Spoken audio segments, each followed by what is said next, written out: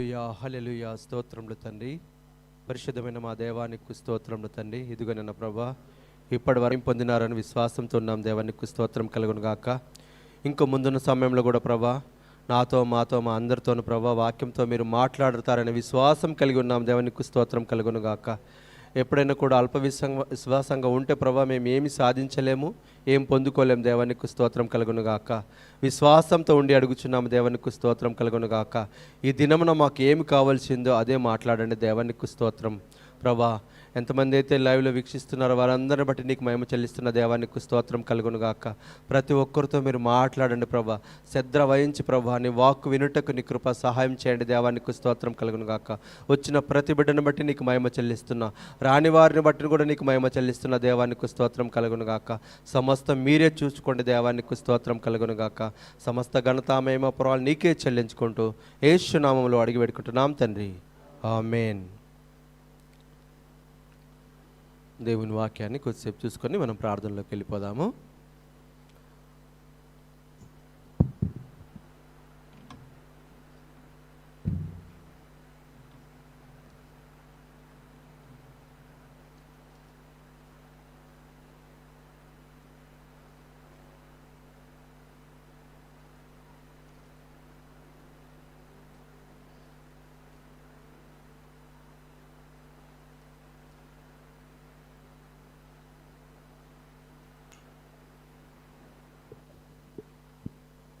హల్లెలూయా.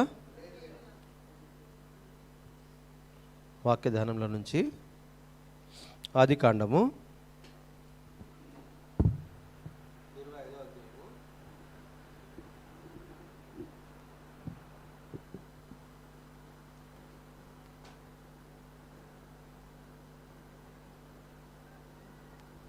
19వ వాక్యం నుంచి చదవండి.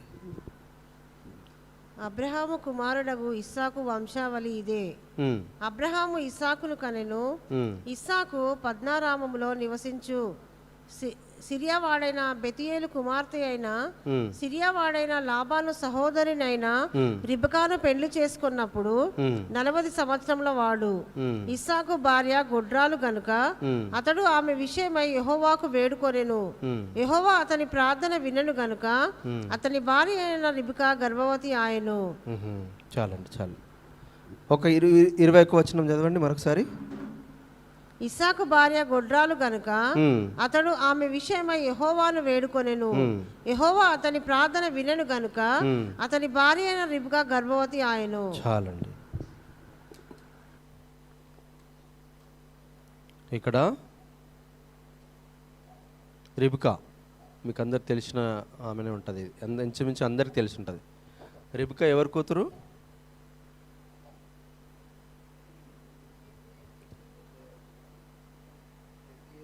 బెతియేలు కుమార్తెగు రిబ్కా. అబ్రహాము కుమారుడైన ఇస్సాకు. ఇస్సాకు భార్య పేరు రిబ్కా. రిబ్కా చాలా చక్కటిది, సౌందర్యవంతురాలు కూడా. రిబ్కమ్మ వారు ఎట్లాంటిదంట? సౌందర్యవంతురాలు. అంత చక్కటి ఆమెకు శరీరాన్ని ఇచ్చినప్పుడు కూడా ఆమెకి ఏం లేదు, పిల్లలు లేరు, సంతానం లేదు. సంతానం లేని కారణం చేత ఆమె ఎంత అందంగా ఉన్నా కానీ ఏమన్నా లాభం ఉందా? ఎంత చక్కగా ఉండొచ్చు, ఎంత స్మార్ట్ ఉండొచ్చు, ఎంత చూడడానికి ఎంత చక్కగా ఎంత రమ్యంగా ఉంటే కూడా ఆమెకి ఏం లేదు, సంతానం లేదు.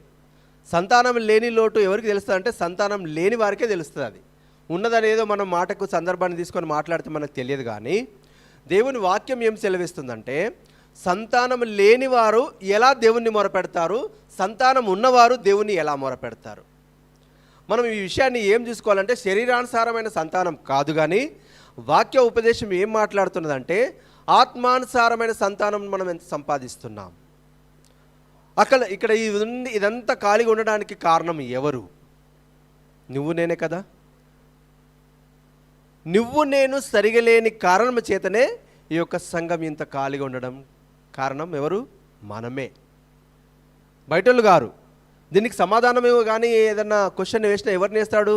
ఈ సంఘంలో ఎవరెవరైతే వస్తున్నారో, ఎవరెవరైతే ఇప్పటివరకు దేవుని నమ్ముకొని విశ్వాసంగా ప్రయాణం చేస్తున్నారో వాళ్ళ ఉన్న ప్రతి ఒక్కరిని అడిగే క్వశ్చన్ యేసయ్య వచ్చి ఎందుకయ్యా మీరు ఇంత గొడ్రాళ్ళ వలె ఉన్నారు? మీకు సంతానం ఎందుకు లేదు? మరి మీరు రక్షణ మార్గం మీ సరైన తెలుసుకోలేదా? వాక్యానుసారమైన ఉపదేశం మీకు తెలియదా? మరి వాక్యాన్ని నమ్మినప్పుడు కూడా మీరు ఆ మాట ప్రకారంగా నిలబడతలేరా అని చెప్పేసి మనం క్వశ్చన్ వేసుకుంటే నిజంగా ఎంతో బాధకరమైన విషయం. ఎందుకంటే మనుషులు పెళ్లి చేసుకున్న తర్వాత సంతానం లేకపోతే ఎంతో బాధపడతారు, ఎన్నో దేవతలు మొక్కుంటారు, ఎన్నో అద్భుత కార్యాలు, ఏదో గుళ్ళు గోపురాలు తిరుగుతూ ఉంటారు. కానీ ఇక్కడ విశ్వాసం కలిగిన ఒక విశ్వాసురాలైన మనము రిబ్కాను చూస్తూ ఉన్నాం. ఇక్కడ ఆమె ఏం చేస్తుంది? ఏడుస్తూ ఉంది ప్రభు సన్నిధిలో బాధపడుతూ ఉన్నది. ఆ బాధ ఎవరికి చెప్పుకోవాలంటే ఒక్కటి కూర్చొని అనుక్షణం అని గడియలు వాళ్ళిద్దరు భార్యాభర్తలు చాలా బాధపడుతూ ఉంటే ఒకరోజు దేవుడి వాళ్ళ మొరను ఏం చేశాడు? విన్నాడండి. విన్న తర్వాత నిజంగా మీ గర్భఫలము ఫలిస్తుందని చెప్పేసి దేవుడు వాళ్ళతో మాట్లాడినప్పుడు వాళ్ళు విశ్వాసంగా ఉన్నారు. ఇంత వయసు ఉన్నది కదా, మేము ఈ సమయంలో కంటామని చెప్పేసి ఆలోచన వారికి ఇంకా అవిశ్వాసం మాటలు వాళ్ళు రాలేవు, కానీ ఒక విశ్వాసం ఉంది. ఎట్లయినా మాకు దేవుడు సంతానాన్ని ఇవ్వబోతున్నాడు, మేము కంటాము ఖచ్చితంగా అని చెప్పేసి ఒక విశ్వాసం ఎవరిలో వచ్చింది? రిబ్కా ఇస్సాకులో వచ్చిందండి. ఎంతటి చక్కటి విశ్వాసం చూడండి వాళ్ళది. దేవుడి కొరకు ఏదైతే సంతానాన్ని కనిపెట్టినారో వాళ్ళు విచ్చలవిడిగా ఎంతో ఎంతో ఎంతో ఎంతో అధికంగా జనం వాళ్ళు పోగు చేసుకున్నట్టు చూసాం. బైబిల్లో సంతానాన్ని ఎంతో అభివృద్ధి పరుచుకున్నట్టు చూసాం. దేవుడు ఎప్పుడైతే మనుషుల్ని ఎన్నుకుంటారో, దేవుని కొరకు వాడబడతారని ఎప్పుడైతే ఆయన అనుకుంటాడో, అప్పుడు ఆ సంతానం ఎట్లా ఉంటుందంట? ఎదుగుతూ ఉంటుందంట. ఇసుక రేణువుల వలె ఎదుగుతూ ఉంటుందంట. ఎక్కడ చూసినా ఇజ్రాయెల్ సంతానం ఎట్లా ఉంటుందంట? ఉన్న కొద్ది మంది అయినా సరే ఆశీర్వాదించే జనముగా ఉంటుందంట. మనుషులకు ప్రతి ఒక్కరికి ఆశీర్వాదించే సమయం ఇస్తాడు కూడా దేవుడు. ప్రతి ఒక్కరు కూడా మనకు కూడా ఇచ్చే ఉండొచ్చు, కానీ మనం ఏం చేసాం? దాన్ని దుర్లభం చేశాము. దాన్ని అవిశ్వాసం చేత, అవహేళన చేత, ఇది అవునా ఇది జరుగునా అని చెప్పేసి అవిశ్వాసం మనలో వచ్చిన కారణం చేత మనం చాలా దాన్ని దుఃఖపెట్టే విషయానికి వచ్చాం. దేవుని బిడ్డలారా, ఇక్కడ చూసుకున్నట్లయితే వీళ్ళకి ఇద్దరు కుమారులు లేరు కాబట్టి, సంతానం లేదు కాబట్టి దేవుడు ఏం మాట్లాడాడు? మీకు సంతానము ఇవ్వబోతున్నానని చెప్పేసి చెప్పాడు. అలాగ ముందుకు చదవండి సిస్టర్. ఆమె 33 నుంచి చదవండి. కొద్దిగా షార్ట్ వెళ్ళిపోదాం. 33 నుంచి. యాకోబు నేడు నాతో ప్రమాణం చేయమనెను. అతడు యాకోబుతో ప్రమాణం చేసి అతనికి జ్యేష్ఠత్వమును అమ్మివేయగా యాకోబు ఆహారమును చిక్కుడుగాయల వంటకమును ఏశావుకి ఇచ్చెను. ఒకసారి 23వ వచనం ఒకసారి చదవండి సిస్టర్. 23.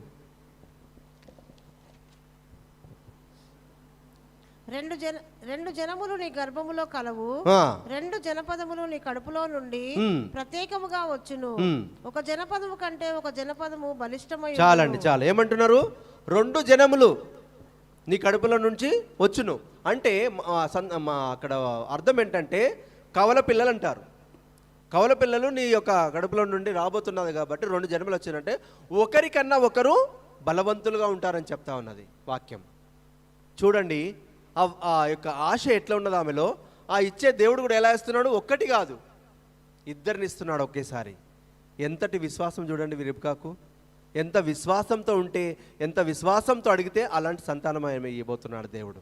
ఒక్కసారి వేడుకున్నారు వాళ్ళు, ప్రభా నీ చిత్తం. తండ్రిని యెహోవాను వేడుకున్నారు, ప్రభు మాకు సంతానం లేదు, సంతానం ఇయ్యి అని చెప్పేసి అడిగినప్పుడు వాళ్ళు ఒక్కరికన్నా ఒకరు బలాఢ్యులుగా ఉంటారని చెప్పేసి చెప్పడం జరిగింది. దేవుని బిడ్డలారా, నిజంగా ప్రభు కొరకు మనము అనుకుంటాము, మన ఆస్తులు మన అంతస్తులు పెంచుకోవాలని మన పిల్లలు కనాలి అనుకుంటాం, కానీ అది ఎవరు ఎట్లా చేశారంటే ఆ సమయంలో అట్లా అవుతారు. మనం ప్రతి ఒక్కరం కూడా, ఈ లోకంలో ఉన్న వాళ్ళు కూడా ప్రతి ఒక్కరు ఆలోచించేది ఏంటంటే మా బిడ్డలు ఉన్నతమైన స్థానంలోనికి వెళ్ళాలనుకుంటారు. ఎవరు చిన్న స్థానంలో ఉండాలనుకుంటారు? ఎవ్వరు కూడా అనుకోరు. ఎందుకు అంటే వాళ్ళ ఆశ అట్లా ఉంటుంది. శరీరానుసారమైన ఆశలు ఎట్లా ఉంటాయంటే మనలాగా ఇంకెవరు ఉండొద్దు అనే ఉంటుంది. కానీ దేవుడిలో ఎలా ఉంది చూడండి, నేను ఎవరినైతే ఎన్నుకుంటానో ఆ జనము ఎట్లా ఉంటుందంటే ఇసుక రేణువుల వల్ల ఈ ప్రపంచమంతా వ్యాపించబడుతుంది అని చెప్తా ఉన్న దేవుని వాక్యం. నిజంగా దేవుని బిడ్డలారా, ఏ మాటైనా మనం చదువుతున్న మాటల్లో ఏదన్నా పొల్లు పోయినట్లు కానీ అది జరగలేనట్టు కానీ ఎవరన్నా అనుకుంటున్నారా? జరగదు ఇది అని. ఏ మాట అయితే దేవుడు మాట్లాడుతూ వచ్చినాడో, వాక్యాన వివరణ ఉన్నదో అది ప్రతిదీ కూడా తూచ తప్పకుండా జరుగుతూనే వస్తుంది. దేవుని బిడ్డలారా, మన విశ్వాసం ఏదైనా అవకతవకలు జరిగిండొచ్చు కానీ, మన విశ్వాసంలో ఏదైనా అవమానం వచ్చిండొచ్చు కానీ, సందేహం వచ్చిండు కానీ, దేవుడి విషయంలో మాత్రం ఎన్నటికి కూడా ఆ సందేహం కానీ అట్లాంటి విషయాలు కానీ ఎప్పుడు రాలేవు. ఎందుకు అంటే దేవుడు నమ్మదగిన వాడు,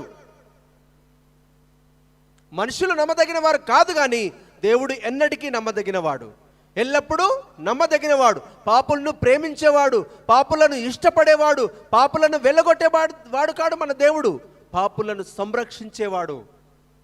99 గొర్రెల విషయంలో ఒక గొర్రె పోతే ఎలా అయితే ఆయన వెంబడించి ఆ గొర్రె కోసం వెతకడానికి వెళ్ళాడో, ఈరోజు దేవుడు నిన్ను నన్ను వెతకడానికి ఉంటున్నాడు. దేవుని బిడ్డలారా, మనం అనుకుంటుండొచ్చు మనం పాపంలో ఉన్నాం, శాపంలో ఉన్నాం, శాపగ్రస్తులో ఉన్నాం, శాపగ్రస్తమైన స్థితిలో ఉన్నామని మనం అనుకుంటుండొచ్చు.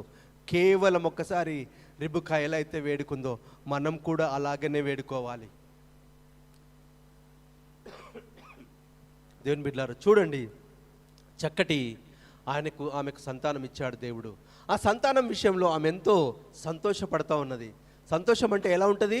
చాలా రోజుల తర్వాత పిల్లలైన వారికి తెలుస్తుందా సంతోషం అనేది ఏంటంటే, ఎంతో మనం ఏమేమో చేయాలి అని చెప్పేసి ఆశపడతా ఉంటారు. అవన్నీ చేసినప్పుడు కూడా వాళ్ళ సంతోషం ఇంకా ఎక్కువైతేనే ఉంటుంది దినదినం. ఎందుకంటే చాలా రోజుల తర్వాత మాకు సంతానమైందయ్యా అని ప్రతి ఒక్కరితో చెప్పుకుంటారు, ప్రతి ఒక్కరితో పంచుకుంటారు, ప్రతి ఒక్కరితో ఆ సాహసం విశ్వాసం కలిగి అనేకుల ప్రాంతాలకు చెల్లించేటట్లు వాళ్ళు ఒక పెద్ద ఫంక్షన్ కూడా ఏర్పాటు చేసుకుంటారట. చూడండి, దేవుడు ఎన్నుకున్న వాళ్ళు ఎట్లా ఉంటారంటే ఇట్లా ఉంటారు. అనుకోకుండానే ఒక మంచి స్థానంలోకి తీసుకెళ్తాడు దేవుడు. అలాగనే ఇప్పుడు చదవండి 33. ఇది ఎంతమంది? 2 సంతానం.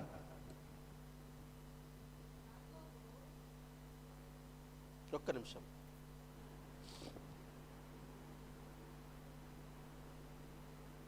30 నుంచి చదవండి.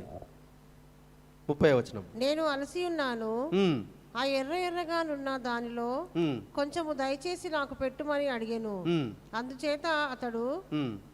అందుచేత అతని పేరు ఏదోము అనబడెను.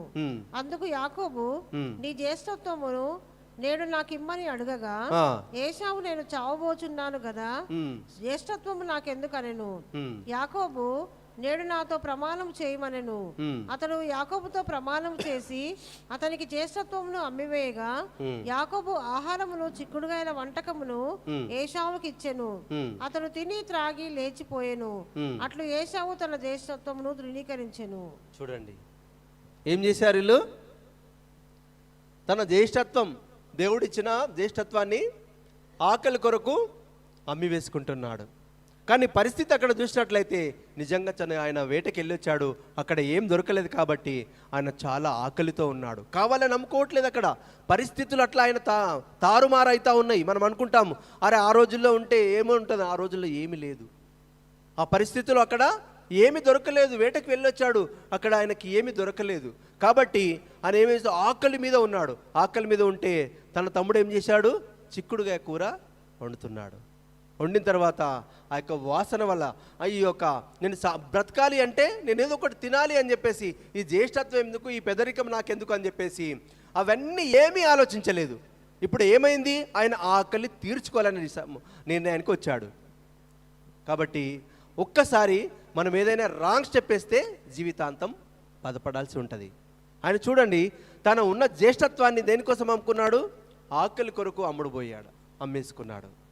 తన ఆకలి తీర్చుకోవడానికి తన ఉన్న జ్యేష్ఠత్వాన్ని అమ్మేసుకున్నాడు. దేవుని బిడ్డలారా, నువ్వు నేను కూడా మన ఒక ఇబ్బందులను బట్టి, మన ఇరుకులను బట్టి మన జ్యేష్ఠత్వాన్ని ఎవరికి కూడా అమ్మివేయడానికి వీలు లేదు. ఎందుకంటే మనల్ని వెలపెట్టి కొన్నాడు మన దేవుడు, మనకెంతో విలువనిచ్చాడు మన దేవుడు.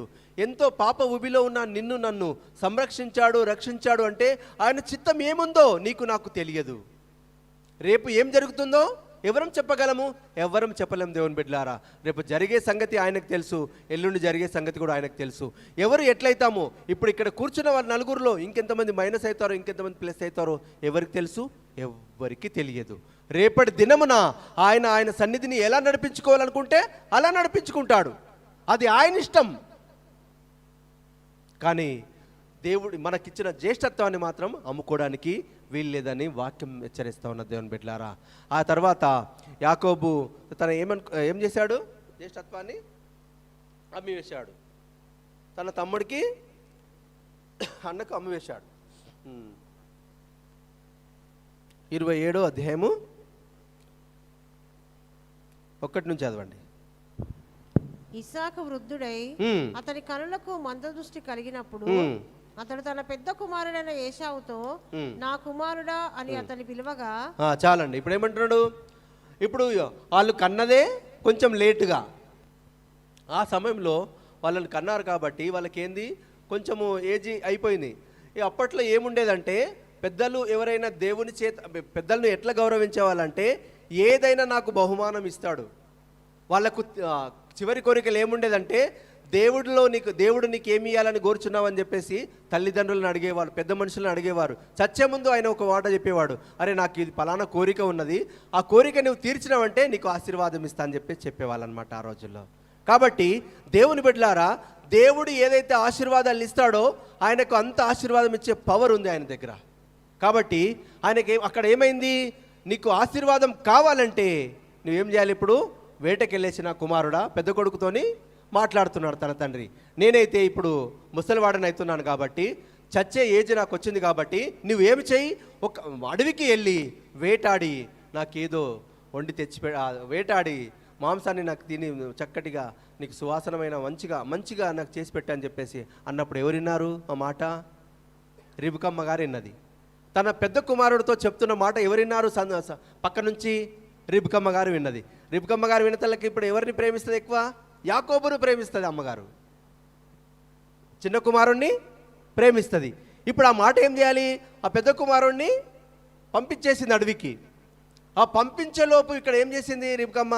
2 మేకలను తెచ్చేసి నువ్వు నాకు తెచ్చిచ్చేస్తే అవి నేను బలిస్తాను, నేను నీ తండ్రికి చక్కగా వంట చేసి పెడతాను, నువ్వు ఏదైతే నీ అన్నగారు ఉన్నారో అదే రూపం నువ్వు ధరించుకొని నువ్వు తండ్రి దగ్గరికి పోయి ఆయనను ఆశీర్వాదం అడగని చెప్పేసి రిబుకమ్మ గారు చెప్తారు. దేవుని బిడ్డలారా, ఇది ఎంత మోసమైన మాట చూడండి.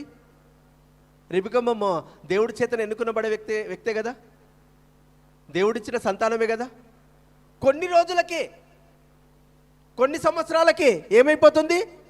తన స్వార్థం, తన ఆలోచన, తన ఇష్టానుసారమైన జీవితం దేవుడికి ఏమైపోతుందిలే అని చెప్పేసి అన్నాడంటే ఆయన అప్పటికి కూడా అన్నాడు యాకోబు, అమ్మా అది ఎంతవరకు కూడా కరెక్ట్ కాదు. నా తండ్రి గారికి నేను భోజనం సిద్ధపాటు నువ్వు చేసి ఇచ్చిన కానీ నేను తీసుకొని పోతే ఆ శాపం నా మీదకి వస్తుందని చెప్తున్నాడు. దేవుని బిడ్డలారా, ఏమొస్తుందంట? చెయ్యరాని పని ఎవరైనా మన సంఘంలో కానీ మన కుటుంబంలో కానీ చేస్తే ఆ శాపం ఎవరి మీదకి వస్తుంది? చేసిన వాడి మీదకి వస్తుంది. కాబట్టి దేవుని బిడ్డలారా, యాకోబు అన్నాడు, అమ్మా ఇది ఎంతవరకు కూడా కరెక్ట్ కాదమ్మా, నువ్వు చెప్తున్న మాట కరెక్ట్ కాదు. నువ్వు మేకలను అయితే తీసుకొచ్చి నాకు కట్ చేసి ఇచ్చేయి, నేను మంచి చక్కటి ఆహారం చేసి పెడతాను నా తండ్రికి ఇచ్చేసి నువ్వు అడుగుమంటున్నావు కదా ఈవులు, అది ఏమాత్రం కూడా తగ్గు కాదమ్మని చెప్పేసి అంటే ఆమె ఏమంటున్నది అప్పుడు? ఆ శాపం ఏదైతే వచ్చేది ఉందో అది నా మీదకి వస్తుందేమో. నువ్వెందుకు ఆలోచిస్తున్నావు బెట్ట? నువ్వెందుకు అట్లా ఆలోచిస్తున్నావు అంతగానం? నాకు తెలుసు కదరా నాయన, ఏం చేయాలో నాకు తెలుసు, నేను అంత జ్ఞానం ఉన్నది నాకు అని చెప్పేసి రిబుకమ్మ గారు అంటున్న దేవుని బిడ్డలారా. ఎక్కడ 27:12 చూడండి. ఒకవేళ నా తండ్రి నన్ను తడిమి చూచుచు అప్పుడు నేను అతని దృష్టికి వంచకుడినిగా తోచిన ఎడల నా మీదికి శాపమే గాని ఆశీర్వాదం తెచ్చుకోనని చెప్పాను. అయినను అతని తల్లి, నా కుమారుడా ఆ శాపము నా మీదికి వచ్చును గాక, నీవు నా మాట మాత్రం విని పోయి వాటిని నా యొద్దకు తీసుకొని రమ్మని చెప్పగా. చాలు. ఏమంటున్నది? ఎవరు నేర్పుతున్నారు ఇప్పుడు ఇక్కడ? తప్పు చేయమని ఎవరు నేర్పుతున్నారు ఇక్కడ? తల్లి నేర్పుతుంది. కానీ ఆ తల్లికి కూడా దేవుడు అట్లా నిండొచ్చు, నువ్వు ఇట్లా చెయ్యి అని చెప్పేసి అని ఉండొచ్చు. ఏది కూడా మనం చెయ్యాలనుకున్నప్పుడు కూడా చేయలేం. సందర్భం వచ్చినప్పుడు ఆటోమేటిక్గా చేసేస్తాం ఆ పని, మనకు తెలియకుండానే ఆ పని మనం చేసేస్తాం. అయ్యో ఇంత తప్పు చేశామని చెప్పేసి అనుకుంటుంది. అమ్మగారు చెప్పింది, అమ్మగారు చెప్పినట్టు ఎట్లయినా ఇప్పుడు పిల్లలు ఏం చేస్తారు? అరే మా అమ్మనే కదా, మా అమ్మ కోసం నేను ఆ మాత్రం చేయలేనా, నన్ను ఎంతో ప్రేమించే మా అమ్మ, అని చెప్పేసి, తండ్రి కోరిక నేను చివరి కోరిక నేను నెరవేర్చలేనా చెప్పండి. ఇక నెరవేర్చకపోతే నేను ఎందుకు అన్నట్టు ఫీల్ అయిపోయి ఆయన ఏం చేశాడు, ఆయన అడవికి పోయాడు. ఈయన ఏం చేశాడు, ఇక్కడే వంట చేసి పెట్టింది అమ్మగారు. మంచి చక్కటి రుచికరమైన ఆహార పదార్థాలు తెచ్చిపెట్టేసరికి ఎవరి దగ్గరికి వెళ్ళిండ్రు, యాకోబు తండ్రి దగ్గరికి వెళ్ళిండు. తండ్రి దగ్గరికి వెళ్ళినప్పుడు ఆయన ఆల్రెడీ అనుమానం వస్తున్నది, వాయిస్ ఏదో చేంజ్ ఉందని అంటున్నాడు. లేదు లేదు నేను ఏశావుని అని చెప్పేసి అంటూ ఉన్నాడు. మోసం చూడండి ఎంత చక్కగా పనిచేస్తుంది ఇక్కడ, ఎంత మంచిగా నమ్మిస్తున్నా చూడండి. ఎంతటి దైవభక్తి ఉన్నా, ఎంతటి దైవానుసారమైన దృష్టి నీ దగ్గర ఉన్నప్పుడు కూడా మోసమును ఎలా గుర్తుపట్టగలం చెప్పండి. ఆ శక్తులు మన దగ్గర లేవు. ఇస్సాకు అంటున్నాడు, ఆయన కూడా వాళ్ళు ఏమంటున్నాడు, కొడుకు ఏమంటున్నాడు, అబద్ధం చెప్తున్నాడు. అక్కడ అబద్ధాన్ని చెప్తున్నాడు. తండ్రి నేను కాను, నేను ఏశావుని అని చెప్పేసి అంటున్నాడు. దేవుని బిడ్డలారా, ఏశావు లెక్క గొర్రెకు చర్మం ధరించుకొని ఆయన ఏదైతే స్టైల్లో ఉంటాడో అదే స్టైల్గా ఉండి, కానీ నీ యొక్క వాసన మాత్రము వేరేలాగా ఉందని చెప్పేసి అక్కడ చెప్పడం జరుగుతుంది. దేవుని బిడ్డలారా, తండ్రి చూడండి అంత వృద్ధాపంలో ఉన్నా, అంత చూపు కనగబడకపోయినా ఓన్లీ చమిరి చూసి గుర్తుపట్టేంత శక్తి దేవుడు అప్పటికి కూడా ఇచ్చాడు ఆయనకు. ఏం చేస్తాం, నిజమే ఉండొచ్చు, నేనే కొంచెం అటు ఇటు అయ్యుండొచ్చు అని చెప్పేసి ఆశీర్వాదాలను ఎవరు తీసుకున్నారు, యాకోబు తీసుకున్నాడు. దేన్ని బట్టి, మోసాన్ని బట్టి ఆశీర్వాదాలు. సత్యంలో ఉన్నవాడికి ఆశీర్వాదం లేదు, పెద్ద కుమారుడికి ఆశీర్వాదం ఉందా, లేదు. అడవికి పోయాడు ఆయన, ఇంకా తీసుకొని వస్తాడేమో, వేట పడ్డది, వేట తీసుకొని వచ్చాడు. అంతలోపు ఇక్కడ ఏమైతే అయింది, ఆయన ఏదైతే అనుకున్నాడో అది మొత్తం జరిగిపోయింది. జరిగిపోయిన తర్వాత ఆ విషయం ఎవరికి తెలిసింది, అన్నగారికి తెలిసింది, ఏశావుకు తెలిసిన తర్వాత మీరు అనేక సార్లు వినండి వాక్యాన్ని, కానీ మరలో ఒకసారి వినండి, శ్రద్ధ కలిగి వింటే మళ్ళీ మన జీవితంలో కూడా మర్చిపోద్దు వాక్యాన్ని. ఏశావుకు అన్నగారికి తెలిసింది. తెలిసిన వెంటనే ఇప్పుడు అక్కడ కోపం వస్తుందంటావా, ప్రేమ వస్తుందంటారా, ఈర్ష్య వచ్చేస్తుంది. నా తమ్ముడు ఇలాంటి పని చేస్తాడా, ఎట్లా ఇస్తావు నాయన నువ్వు నాకు, నా యొక్క ఆశీర్వాదం ఆయనకి ఎట్లా ఇస్తావు అని చెప్పేసి ఎవరితో కొట్లాడుతున్నాడు. తండ్రి ఏదన్నా ఒకటి మిగిలి ఉంటే నాకు ఇయ్యి అని చెప్పేసి ఇస్సాకుతో అడుగుతా ఉన్నాడు. ఏమున్నదిరా, నేను ఆల్రెడీ ఇచ్చేసాను, నా దగ్గర ఏమీ లేదు, ఇక నువ్వు దేశదిమ్మరిగా ఉంటావు, నువ్వు కత్తితోనే బతుకుతావు అని చెప్పేసి అక్కడ ఏమీ లేవు ఇవ్వడానికి. ఇచ్చేవంతా ఎవరు తీసుకున్నారు, చిన్న కొడుకైన యాకోబు తీసేసుకున్నాడు. నా దగ్గర ఏమి ఇవి లేవయ్యా, నా దగ్గర ఏమి నీకు ఇవ్వడానికి బహుమానాలు ఏమి లేవయ్యా, ఏదైతే దేవుడు నాకు ఇచ్చాడో అవన్నీ ఫలాలన్నీ వాడికి ఇచ్చేసి అని చెప్పేసి ఇస్సాకు అక్కడ చెప్పడం జరుగుతుంది. దేవుని బిడ్డలారా చూడండి, ఎవరికి ఎప్పుడు ఏం రావాలో అవే వస్తాయి అని చెప్పేసి నా తమ్ముడు నన్ను మోసం చేశాడని చెప్పేసి కొట్లాడడం మొదలైందిగా. ఎట్లా మోసం చేస్తావు నన్ను చెప్పేసి వాళ్ళు కొట్లాడుకుంటే చూస్తూ తల్లి ఏం చేసింది, ఇంకా ఇది ఇట్లా ఉంటే బాగలేదు, ఇక ఎన్ని రోజుల నుంచి చూడగలుగుతాము, వీడి మీద వాడు, వాని మీద వీడు, ఇదే చెప్పుకోవడం, ఇదే తిట్టుకోవడం ఎన్ని రోజులు జరుగుతుంది. ఎప్పుడైనా తల్లి ఎప్పుడు ఉండి చూస్తుందా, చూడడు. తండ్రి ఎప్పుడు ఉండి చూస్తాడా, చూడడు. తండ్రి ఎట్లయినా చచ్చిపోయే సమయం వచ్చింది కాబట్టి ఆయన చనిపోతాడు.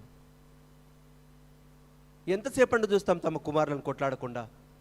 ఈ ఈర్ష్య పెంచుకుంటుంటే పెద్ద కుమారుని చిన్న కుమారుని ఈర్ష్య పెరుగుతుంది. దేని విషయంలో, నాకు ఇచ్చే బహుమానాలన్నీ నా తమ్ముడు పొందుకున్నాడు, నాకు ఇచ్చే ఏదైతే గిఫ్ట్స్ ఉన్నాయో మొత్తం నా తమ్ముడికే పోయిందని చెప్పేసి ఆయన కోపంను ఎవరు చల్లార్చాలి? ఇప్పుడు తెచ్చుకున్నది వీళ్ళే, మాట తప్పి వీళ్ళే కోపాన్ని తెచ్చుకున్నారు, దేవుడి కోపాన్ని.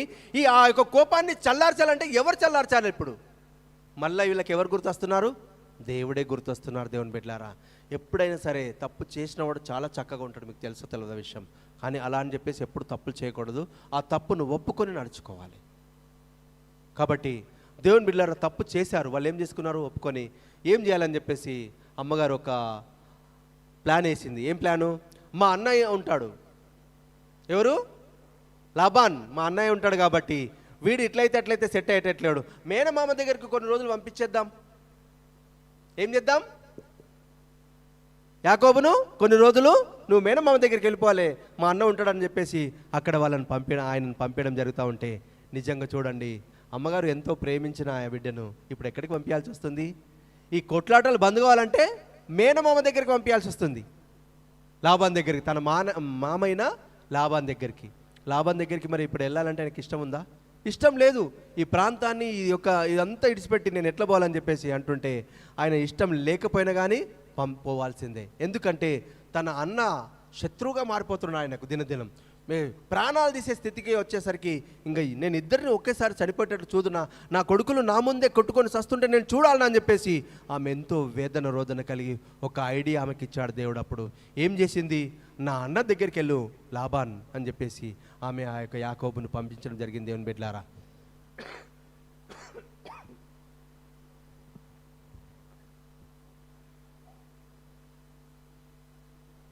నలభై ఒకటో వాక్యం చదవండి, 27:41. తన తండ్రి యాకోబుకి ఇచ్చిన దీవెన నిమిత్తము ఏశావు అతని మీద పగపట్టెను. మరియు ఏశావు నా తండ్రిని గూర్చిన దుఃఖ దినములు సమీపముగా నున్నవి, అప్పుడు నా తమ్ముడైన యాకోబును చంపేదని అనుకొనెను. ఎవరంటున్నారు? ఎక్కడి వరకు వచ్చింది మ్యాటరు? కొట్లాడడం అవుతున్నది, రోజు పరిష్కారాలు చేద్దామని చెప్పేసి ఏమో ఆలోచన కలిగి ఉంటున్నారు. అయినా అది అవతలేదు, సబతమవుతుంది. ఎందుకంటే మోసం చెయ్యరాని విషయాన్ని మోసం చేసేసాడు యాకోబు. ఎవరి దగ్గర? ఎవరు బయటల దగ్గర మోసం చేయలేదు, అక్రమంగా చేయలేదు, తన తండ్రి దగ్గరనే మోసం జరిగిందనమాట. ఆయనకు ఎంత అవమానం భరిస్తాడు, ఎంతవరకు ఓర్చుకుంటాడని చెప్పేసి ఆయనకి ఎప్పుడు చూసినా అదే ధ్యాస, అదే ఆలోచన కలిగి ఉన్నాడు. దేవుని బిడ్డలారా చూడండి, అప్పుడు ఏం చేశాడు దేవుడు అంటే, రిబకమ్మ గారు వీళ్ళు చనిపోయేటికి ప్రాణాలు తీసుకునే స్థితికి వచ్చారు కాబట్టి ఇలా అయితే బాగలేదని చెప్పేసి ఇంకా ముందుకు చదవండి. అలాగే రిబ్కా తన పెద్ద కుమారుడైన ఏశావు మాటలను గూర్చి వినినప్పుడు ఆమె తన చిన్న కుమారుడైన యాకోబును పిలువనంపి అతనితో ఇట్లా నేను, ఇదిగో నీ అన్నయ్యైన ఏశావు నిన్ను చంపేదనని చెప్పి నిన్ను గూర్చి తను తాను ఓదార్చుకొనుచున్నాడు. కాబట్టి నా కుమారుడా, నీవు నా మాట విని లేచి హారానులో నున్న నా సహోదరుడగు లాబాను నొద్దకు పారిపోయి నీ అన్న కోపము చల్లారు వరకు, నీ అన్న కోపము నీ మీద నుండి తొలగి నీవు అతనికి చేసిన వాటిని అతడు మరచి వరకు లాబాను నొద్ద కొన్నాళ్ళు ఉండుము, అప్పుడు నేను అక్కడి నుండి నిన్ను పిలిపించేదను. చాలండి, చాలు. ఏమంటున్నారు? కొన్ని రోజుల వరకు అది ఏదైతే చేసింది ఉందో అది మొత్తం మర్చిపోయేంత వరకు నువ్వు మామగారి దగ్గరనే ఉండు బేట. పోయి ఇంకా నువ్వు ఇక్కడ ఉంటే లేదు, నిన్ను చంపేస్తాడు కాబట్టి నువ్వు ఇక్కడ ఉండడానికి వీల్లేదు, కాబట్టి నువ్వు పోయేసి నీ మామగారి ఇంటిలోనే ఉండని చెప్పేసి అంటూ ఉంటారు. మామగారికి అక్కడ కూడా చక్కటి మంచి ఉన్న మనిషి ఆయన కూడా, లాబాన్. ఆయనకు మందలు ఉన్నాయి, మందలు మేపడానికి 2 కుమార్తెలు ఉన్నారు. ఆ కుమార్తెల్లో ఒక ఆమె లేయా, ఒక ఆమె రాహేల్ పేరు. వాళ్ళు కూడా ఎంతో చక్కటి మనుషులు, చక్కటి వాతావరణంలో పెరుగుతున్నవారు. ఇప్పుడు ఈయనకి ఏమి అయిపోయింది, ఇక మామగారికి లాబాను కూడా దేవుడు మాట్లాడిన మాట, నీకు ఒక మేలుకరమైన విషయం నీ యొక్క కుటుంబం జరగబోతున్నదని చెప్పేసి లాబాన్తో కూడా దేవుడు మాట్లాడతాడు. దేవుని బిడ్డలారా, లాబాన్తో దేవుడు మాట్లాడినప్పుడు కూడా ఆయనలో కొన్ని ఇంట్లో విగ్రహాలు ఉంటాయి ఆయన దగ్గర. ఎందుకంటే ఆయన విగ్రహారాధికుడు ఉంటున్నాడు కాబట్టి విగ్రహాలను అనుదినము ఏదన్నా అయ్యరాని పని కానీ లేదంటే కడవాలంటే ఆయన విగ్రహాలను చూచేవాడు. అంతటి విశ్వాసం దాని మీద ఉంచుతుండే తప్ప దీని మీద ఉంచకుండే. కాకపోతే అక్కడ సువార్త జరగాలి, అక్కడ సువార్త వర్తమానం జరగాలి తన మామ కుటుంబంలో. అంటే ఇప్పుడు ఎవరు పోవాలి? యాకోబు అక్కడికి వెళ్ళాల్సి వచ్చింది. యాకోబు ఎంజాయ్ చేయడానికి పోవట్లేదు, అక్కడ సువార్తను పట్టుకొని దేవుని మాటలను పట్టుకొని అక్కడ పోయిన కారణం చేత ఆ యొక్క ప్రాంతం అంతా మార్చబడ్డట్లుగా చూస్తున్నాం. దేవుని బిడ్డలారా, ఆ ప్రాంతంకు వెళ్ళిన తర్వాత ఇదిగో ఈ యొక్క పురంలోనే, ఈ యొక్క విలేజ్లోనే మా మా మా అమ్మాయిన రిబకా వాళ్ళ అన్నయ్య ఒకడు ఉంటాడు. ఆయన పేరు లాబాన్. కాబట్టి మీకు ఎవరైనా తెలుసా ఆయన ఎవరో అని చెప్పేసి అంటే, మాకు తెలుసు, ఆయన ఇదే ఊర్లో ఉంటాడు, ఇప్పుడు చక్కగానే ఉన్నాడు ఆయన. ఇగో అక్కడ 3 మందలు ఆ గ్రామ పొలంలో ఒక చివరిలో ఆ ప్రాంతంలో 3 మందలు అక్కడ వాటర్ కోసం వెయిట్ చేస్తూ ఉంటాయి. అప్పట్లోనే ఈ లాబాన్ మంద కూడా ఆ పిల్లలు ఎవరు రాహేల్ తీసుకొని ఆ మందను అక్కడికి తీసుకొని వస్తుంది. ఆ ప్రాంతంలో నేను దప్పుకొని చెప్పేసి ఒక బావి దగ్గర మందలకు నీళ్లు కాచుకోవడానికి అక్కడికి వస్తారు. అప్పుడే చిన్న వింత ఒకటి జరుగుతుంది అనమాట. వాళ్ళు ఆడపిల్లలు అంటే ఆ రోజుల్లో అట్లా ఉంటే అక్కడ ప్రాంతాల్లో ఎలా ఉంటుందంటే ఒక బండ ఉండేది ఆ ప్రాంతం, ఆ బావి పైన బండ ఉన్నప్పుడు ఆ బండను తొలగించాలంటే ఇప్పుడు ఎవరు అవసరము? వేరే మంద వాళ్ళు ఉన్నారు, వాళ్ళ మందలు కాయవారు ఉన్నారు, కానీ ఆ బండను తొలగించి వీళ్ళకి నీళ్ళు ఇవ్వట్లేదు. ఇప్పుడు ఇలా మందలకు నీళ్ళు కావాలంటే ఎవరు పెట్టాలి? కాబట్టి యాకోబు అక్కడికి వెళ్ళేసి ఈయనకు కూడా దాహం అవుతున్నది, దాహం తీర్చుకుందామని అని చెప్పేస్తే లేదు లాబాను వాళ్ళ కూతురు ఆమెనని చెప్పేసి వాళ్ళ మందలు కూడా అవని చెప్పేసి అంటే వాళ్ళ మందకు తీసుకొచ్చి ఆ మేకలకన్నిటికీ నీళ్లు చేది పెడతాడు. చేది పెట్టిన తర్వాత ఆహా ఈమెనే కదని చెప్పేసి, అబ్బా నా మేనమామ అయినటువంటి కూతురు ఈమెనే రాయాలని చెప్పేసి అక్కడ ముద్దు పెట్టుకొని ఆమె ఇంటికి తీసుకెళ్ళడం జరుగుతుంటుంది. దేవుని పెట్టారా, చూడండి, దేవుడి కోసం నిలబడ్డ వ్యక్తికి ఎన్నో అవమానాలు జరుగుతాయి మనం అనుకుంటాం, కానీ ఎక్కడ కూడా అవమానం జరగనీయడు మన దేవుడు. ఎక్కడ కూడా అవమానం జరగనీయడు మన దేవుడు. మనం అనుకుంటాము కొంచెం ఎంతో కొంత అవమానం జరిగి ఉండొచ్చు, ఓపిక సహనం కలిగి ఉండాలి, విశ్వాసం కలిగి ఉండాలి. విశ్వాసంలో అవిశ్వాసం ఎప్పుడు రావద్దు. వచ్చింది అనుకో మనం ఓడిపోతాం. ఒక గట్టి విశ్వాసం ప్రాణం పైన పర్వాలేదు, నేను ఈరోజు చేస్తానని అనుకో, అది చేసి చూపెట్టాలి. ప్రాణం పైన పర్వాలేదు, నువ్వు ఎన్ని రోజులైనా బతుకుతావా? ఖచ్చితంగా ఏదో రోజు చనిపోతాం నువ్వు నేను. మంచి సాక్ష్యం ఉండి చచ్చిపోతే ఎలా ఉంటుంది? మంచి ఈవులు మన పిల్లలకి ఇచ్చి వెళ్ళిపోతే ఎలా ఉంటుంది? తరాలు నిలిచి ఉండే ఫలం వాళ్ళ దగ్గర ఉండి చూస్తాం మన పిల్లల దగ్గర. కాబట్టి దేవుని బిడ్డలారా, ఎప్పుడు నీ ఎవరిని వాడుకుంటారో, ఎప్పుడు నీ ఎవరిని నిలబెట్టుకుంటారో అది దేవుడి చేతులు ఉన్నది, కానీ మన చేతిలో, నీ చేతిలో, నా చేతిలో లేదు. దేవుని బిడ్డలారా, ఈ మాటలను బట్టి మనం ఏం అర్థం చేసుకోవాలంటే, ఎంతో వేదన రోదన కలిగి సంతానాన్ని కన్నారు. సంతానాన్ని కన్నప్పుడు కూడా వాళ్ళ అదృష్టం ఎవరి చేతిలో? తల్లిదండ్రుల చేతిలో ఉంటుందా? ఉండదండి. మనం అనుకుంటాం చక్కగా పెంచాలని చెప్పేసి, మనము దేవుడి సన్నిధిలోనే నడిపిస్తున్నాను. దేవుడి సన్నిధిలో ఉన్నోడికి ఉండయా గొడవలు? ఉండయా?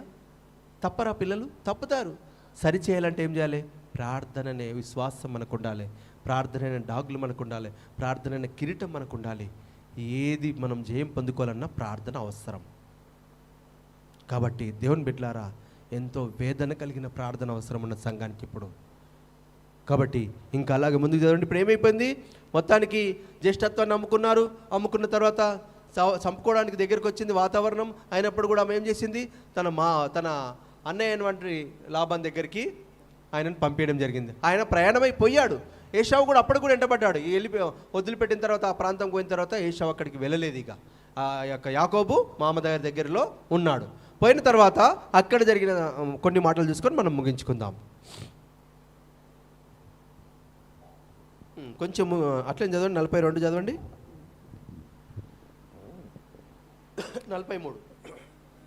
కాబట్టి నా కుమారుడా, నీవు నా మాట విని లేచి హారానులోనున్న నా సహోదరుడు లాబాను వద్దకు పారిపోయి, నీ అన్న కోపం చల్లారు వరకు, నీ అన్న కోపం నీ మీద తొలగి నీవు అతనికి చేసిన వాటిని అతడు మరచు వరకు లాబాను వద్ద కొన్నాళ్ళు ఉండుము. అప్పుడు నేను అక్కడి నుండి నిన్ను పిలిపించేదను. ఒక్కనాడే మీ ఇద్దరిని నేను పోగొట్టుకొనేలా అనెను. మరియు రిబకా ఇస్సాకుతో, హేతు కుమార్తెల వలన నా ప్రాణం విసికినది. ఈ దేశస్థురాళ్లను హేతు కుమార్తెలలో వీరి వంటి ఒకదానిని యాకోబు పెళ్లి చేసుకొనిన యెడల నా బ్రతుకు వలన నాకేమి ప్రయోజనం అనెను. చాలండి. అలాగనే 29 మొదటి నుంచి చదవండి. యాకోబు బయలుదేరి తూర్పు జనుల దేశమునకు వెళ్ళెను. అతడు చూచినప్పుడు పొలములో ఒక బావి కనపడెను. అక్కడ దాని యొద్ద గొర్రెల మందలు 3 పండుకొని ఉండెను. కాపరులు మందలకు ఆ బావి నీళ్లు పెట్టుదురు. ఒక పెద్ద రాయి ఆ బావి మీద మూత వేసి ఉండెను. అక్కడికి మందలన్నీ కూడి వచ్చినప్పుడు బావి మీద నుండి ఆ రాతిని పొర్లించి గొర్రెలకు నీళ్లు పెట్టి తిరిగి బావి మీద రాతిని 4వ వచనం. యాకోబు వారిని చూచి, అన్నలారా, మీరెక్కడి వారని అడగగా వారు, మేము హారాను వారమనిరి. వారు ఏమన్నాడు? ఇప్పుడు అన్నలారా, ఆ మందల కష్టాలను ఏమని అడిగాడు? అన్నలారా మీరు ఎక్కడి వారం అంటే వాళ్ళు ఏమన్నారు? మేము హానారు వారమే, మేము ఈ ప్రాంతం వారం అని చెప్పేసి అనటలకు, మా మామయ్య అని ఇట్లా ఉంటాడు, ఆయన పేరు లాబాన్ అని చెప్పేసి మీకు తెలుసా అంటే, అక్కడ ఉన్న మంద ఆయనదని చెప్పేసి వాళ్ళు చెప్పడం జరిగింది. ఆయన అంటా ఉన్నాడు, నేను పలానా దేశం నుంచి వచ్చాను, మా అమ్మగారి తమ్ముడు ఉంటాడు ఇక్కడ, అందుకే నేను ఇక్కడికి వచ్చానని చెప్పేసి అంటే, అది ఆయన మంద ఇది అని చెప్పేసి అని చెప్తా ఉంటాడు. ఆయన మాట్లాడినప్పుడు మా ముందుకు చదవండి. అలాగే అతడు నహారు కుమారుడగు లాబానును మీరెరుగుదురా అని వారిని అడగగా వారు ఎరుగుదుమనిరి. మరియు అతడు క్షేమంగా ఉన్నాడా అని అడగగా వారు క్షేమంగానే ఉన్నాడు, ఇదిగో అతని కుమార్తె అయిన రాహేలు గొర్రెల వెంట వచ్చుచున్నదని చెప్పిరి.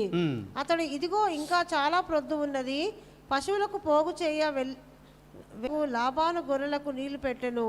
చాలు. ఇప్పుడు ఏమైంది? యాకోబు అక్కడ పోయి ఆ బండం తొలగించడం జరిగింది, ఆ గొర్రెలకు మందలకు నీళ్ళు పెట్టడం కూడా జరిగింది.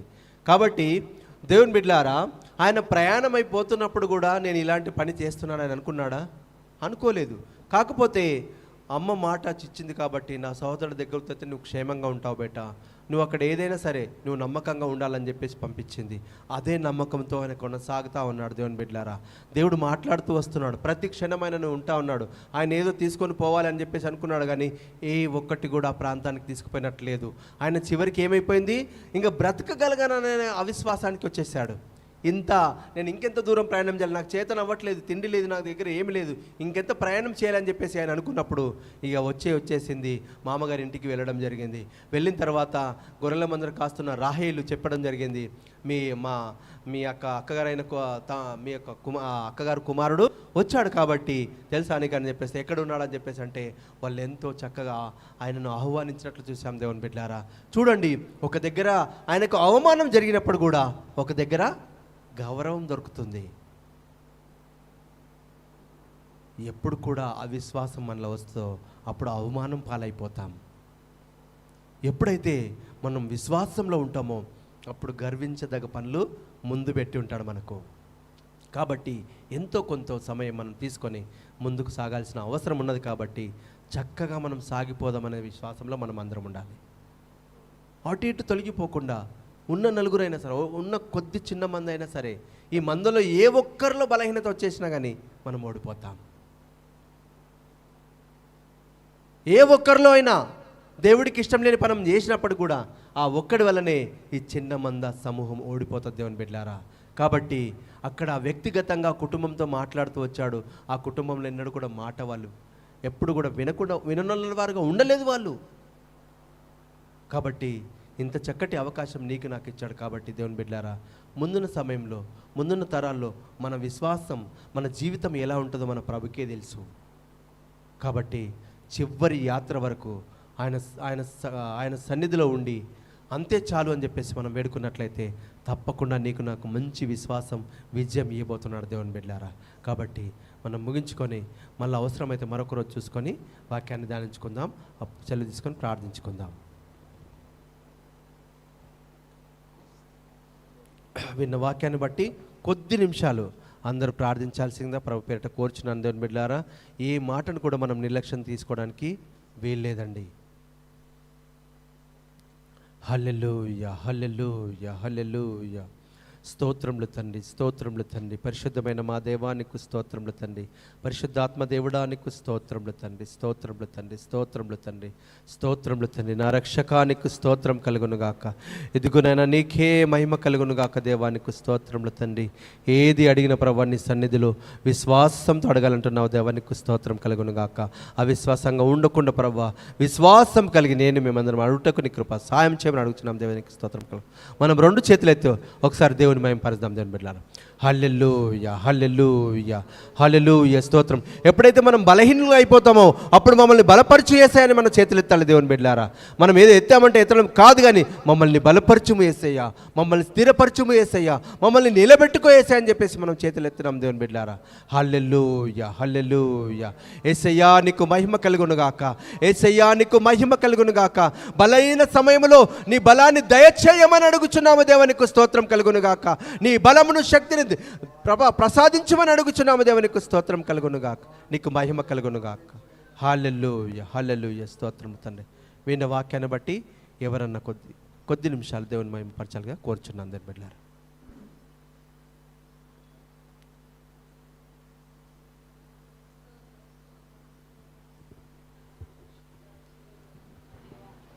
తండ్రి నీకు స్తోత్రము, స్తోత్రము, స్తోత్రము. గడిచిన వారం అంతా నాయన నీ రెక్కల కింద మమ్మల్ని కాచి కాపాడు సజీవ లెక్కలు ఉంచిన ప్రభా, ఈ రాత్రి కాల సమయంలో మేమందరం నా తండ్రి నీ సన్నిధిలో కూడుకొని ప్రభా మేము ఐక్యత కలిగి ప్రార్థించడానికి నాయన, పాటలు పాడడానికి నువ్వు ఇచ్చిన కృపను బట్టి నీకు స్తోత్రం నాయన.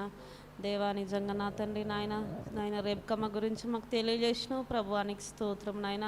ఆమె గుడ్రలై ఉన్నప్పటికీ నీ ప్రభా ఆమె గర్భం తెరిచి నా తండ్రి నీకు స్తోత్రం నాయన. 2 కుమారులను నాయన ఒకేసారి నాయన నువ్వు ఇచ్చినావు ప్రభా, నీకు స్తోత్రము, స్తోత్రము, స్తోత్రము నాయన. ఇస్సాకుతో నువ్వు మాట్లాడిన దేవానికి స్తోత్రము తండ్రి. ఆయన నాయన దృష్టి మందగించినప్పుడు ప్రభా నాయన పెద్ద కుమారునికి చెప్పిండు ప్రభా నీకు స్తోత్రము తండ్రి. నువ్వు అరణ్యంలోకి వెళ్ళి ఒక తోటకు ఒక అడవిలోకి వెళ్ళి ఒక మేక పిల్లనైనా తీసుకురా, నా గురించి నేను నిన్ను ఆశీర్వదిస్తానని చెప్పినప్పుడు ప్రభువా నీకు స్తోత్రము నాయన.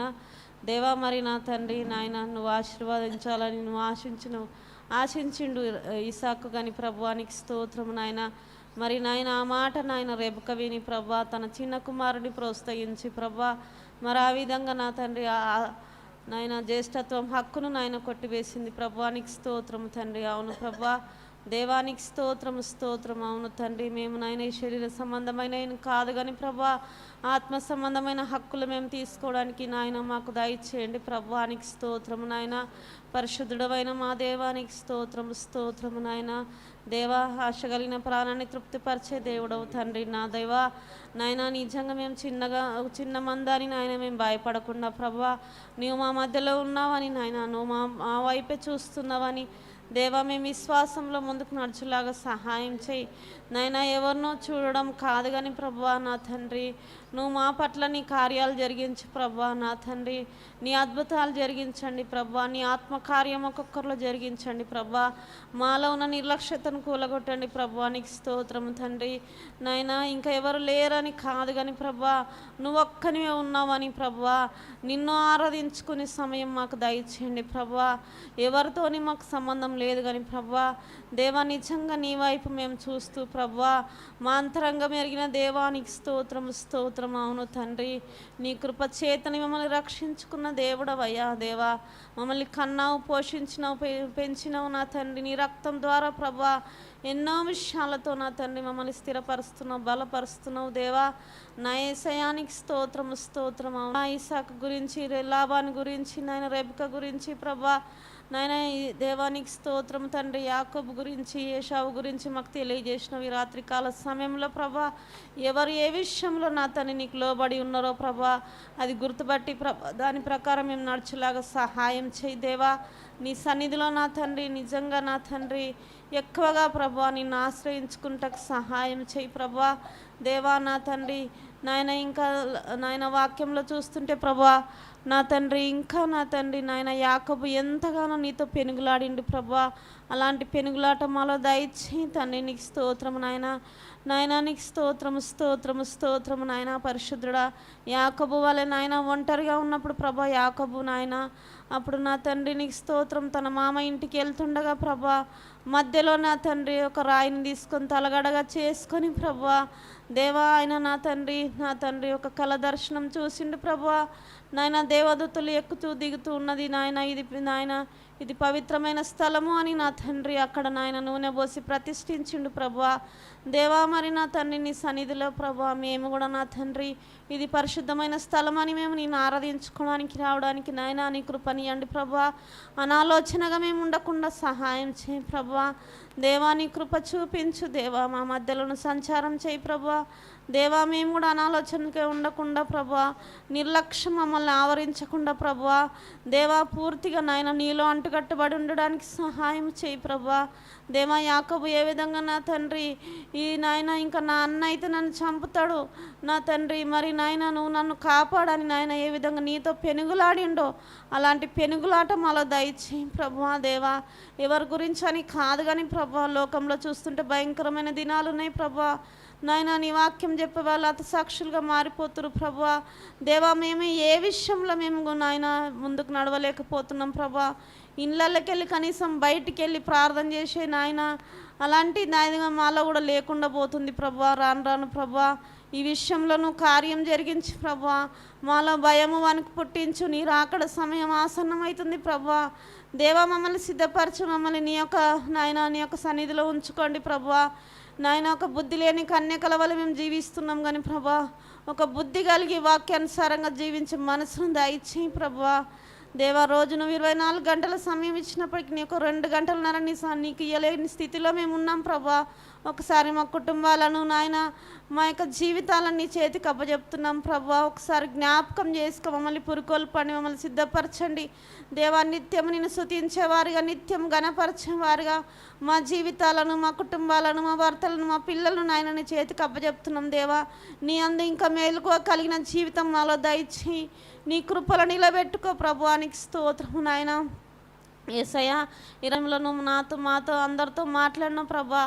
లాభాన్ గురించి నా తండ్రి, నా యేసయ్యా మరి ఏషావు గురించి, యాకోబు గురించి నా తండ్రి దేవా, ఈ విషయాలలో ప్రభా మేము ఇంకా ఏమి గ్రహించాలో మాకు నేర్పించి నీ కార్యం జరిగించు. మా అంతరంగంలో వాక్యానుసారంగా జీవించే మనసు నాలో మాలో అందరిలో దయచేసి నాయన నీవే కృప చూపించి నీ నామానికి మహిమ తెచ్చుకుంటారని యేసు నామమున అడుగుతున్నాం తండ్రి, ఆమేన్. అందరికీ ప్రభునామంలో వందనాలు తెలియజేస్తున్నాను. Praise lord.